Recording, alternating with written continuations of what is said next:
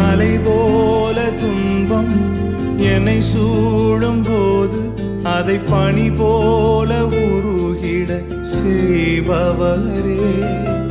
மலை போல துன்பம் என்னை சூடும் போது அதை பனி போல உருகிட செய்பவரே. கண்மணி போல் என்னை காப்பவரே.